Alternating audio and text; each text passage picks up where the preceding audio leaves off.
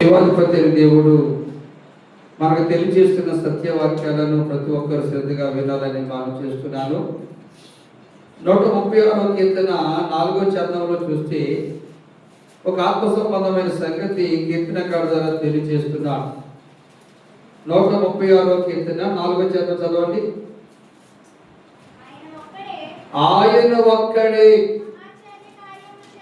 మహా ఆశ్చర్య కార్యములు చేయవాడు, ఆయన కృప నిరంతరం ఉండును. చాలు చూడండి, ఇక్కడ ఏమంటున్నాడంటే ఈ 136వ కీర్తన 4వ చరణంలో ఆయన ఒక్కడే, ఆయన సజీవుడైన దేవుడు ఒక్కడే ఆశ్చర్య కార్యములు చేసేవాడు, మహా ఆశ్చర్య కార్యములు చేసేవాడు,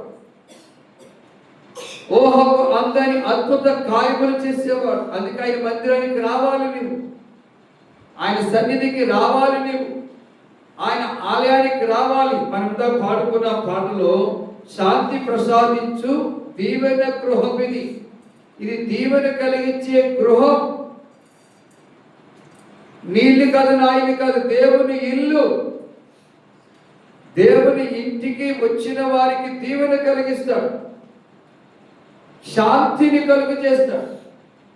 మనసులో ఉన్న వేదన బట్టి, మనసులో ఉన్న దుఃఖాన్ని బట్టి, మనసులో ఉన్న కలవరాన్ని బట్టి, మనసులో ఉన్నటువంటి కృంగిన స్థితిలో, నువ్వు నలిగిపోయిన స్థితిలో, నువ్వు విసిగి వేసాల స్థితిలో ఉన్న స్థితులన్నీ తొలగిపోవాలంటే నువ్వు దేవుని మందిరానికి రావాలి, దేవుని ఆలయానికి రావాలి. అక్కడ శాంతి ప్రసాదించు దేవుని గృహమిది, స్వస్థత కలిగించు అమృత జలమిది. ఏం కలిగించేదట? స్వస్థత కలిగించే అమృత జలమిది. ఇది దేవుని ఆలయం, దేవుని మందిరం. కాబట్టి అమ్మాయి రాజీ హాస్పిటల్కి వెళ్తున్నాడు అంటే వస్తుందా రాదా చెప్పండి? 1000 రూపాయలు ఖర్చు పెట్టడానికి వస్తుంది. అమ్మాయి రాజీ మందిరానికి వెళ్తున్నాడు అంటే నా కళ్ళు తిరుగుతున్నాయి అక్క, నేను రాలేనక్క, ఓపిక లేదక్క అంటే ఏమి లేదు, వీళ్ళలో విశ్వాసము లేదు. అమ్మాయి వేరే హాస్పిటల్కి వెళ్తున్నాడు అన్నాడు అనుకోండి, రాజుగారు దిగ్గులు లేచి చీరగట్టి చదువు నందే అంటారు. అంటారా? ఎవరు రాజుగారు అంటారంతా?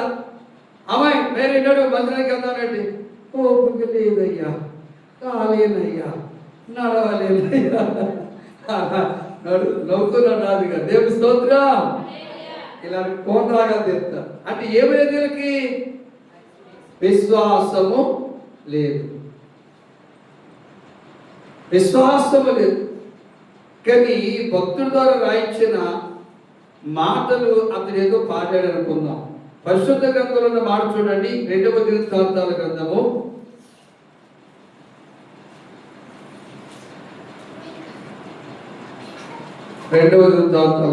6వ అధ్యాయము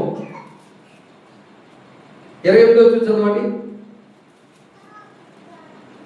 దేశమందు కరువు గాని తెగులు గాని కలవబడినప్పుడైనను, గాడ్పు దెబ్బ గాని చింతపట్టు గాని తగిలినప్పుడైనను, మిడతలు గాని చీడ పురుగులు గాని గడ్డు దిగినప్పుడైనను, వారి శత్రువులు వారి దేశపు పట్టణములలో వారిని మొట్టడి వేసినప్పుడైనను, ఏ బాధ గాని ఏ రోగము గాని వచ్చినప్పుడైనను, ఎవడైనను ఇశ్రాయేలీయులకు నీ జనులందరూ కలిసినను నొప్పి గాని కష్టము గాని అనుభవించుచు ఈ మందిరము తట్టు చేతులు చాపించే విన్నపములన్నీ ప్రార్థనలన్నీ నీ నివాస స్థలమైన ఆకాశం నుండి నీవు ఆలకించి క్షమించి, నీవు మా పితరులకు ఇచ్చిన దేశమందు వారు తమ జీవిత కాలమంతయు నీ యందు భయభక్తులు కలిగి నీ మార్గములలో నడిచినట్లుగా వారి వారి హృదయములను ఎరిగి ఉన్న నీవు వారి సకల ప్రవర్తనకు తగినట్లు ప్రతిఫలము దయచేయుగాక. నీవు ఒక్కడవే మానవుల హృదయము ఎరిగిన వాడము. దేవునికి స్తోత్రం. హల్లెలూయా.